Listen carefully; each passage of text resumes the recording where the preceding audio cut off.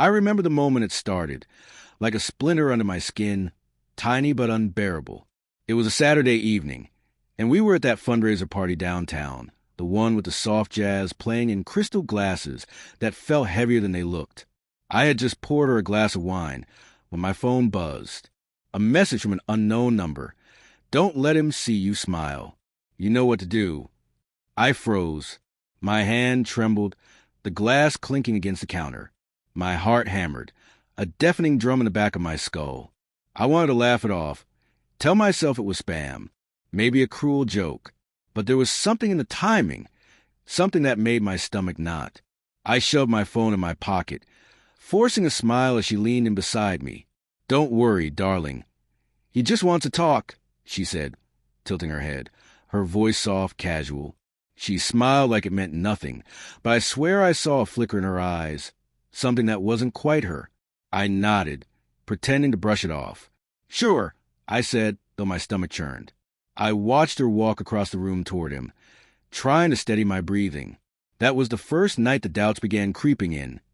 Not with a bang, but with whispers in the corners of my mind.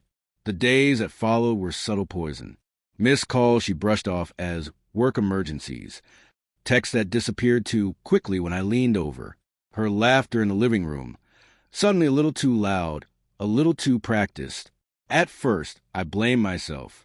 Maybe I was being paranoid, insecure, clingy, but the gnawing feeling didn't leave. It clawed at me at 2 a.m. when the house was silent, and I caught myself scrolling through her messages when she slept, looking for a pattern that would prove my fears wrong. One night, I found it. Her phone left unattended on the kitchen counter. A notification blinking innocently. Can't wait to see you tonight. He won't be a problem. My hands shook. My chest felt like it had been hollowed out. I stared at the words, at her name glowing on the screen, and the world tilted. Every memory replayed with sharp edges. The warm morning she kissed me. The whispered, I love yous in the dark. The way she used to trace her fingers along my arm. Were they lies? Or just carefully bent truths? I didn't confront her that night. I couldn't. I watched her across the room, laughing at a joke he made, leaning closer than I thought someone could without tipping over into betrayal. She caught my eye once, smiled, and in that moment, my entire universe fractured. I wanted to scream, to demand the truth, but instead, I turned away and felt something inside me break quietly. It wasn't just anger.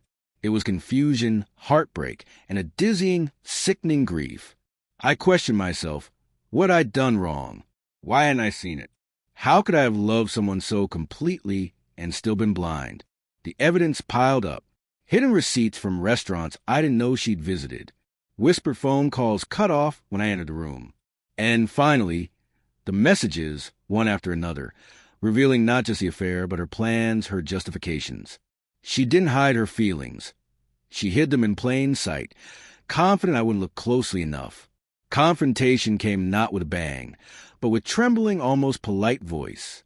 I held her phone in my hand, feeling the weight of everything she'd done. Explain, I said. My voice wasn't loud. There was no fire in it, only brokenness. Her eyes filled with tears, not from shame, but something else. Regret, yes, but also fear of losing the life we built. I didn't mean for it to happen like this, she whispered. He was there and I don't know. I wanted to shake her. I wanted to cry. I wanted to vanish. But mostly, I wanted to reclaim myself from the devastation she left behind. I realized then that love without trust is just loneliness in disguise, and I had been living in a carefully constructed illusion. I left the house that night and didn't look back, not because I hated her, but because I had to save myself. The memories that once felt warm now stung sharply.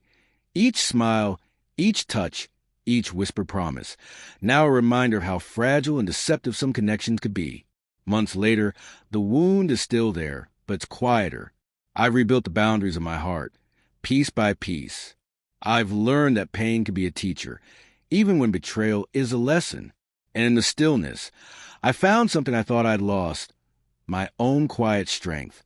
Sometimes I see her in memories, smiling like it meant nothing, and I let it wash over me without rage, without despair. I smiled back, not at her, but at myself. I survived. I love myself enough now to know that no one else's betrayal can take that from me.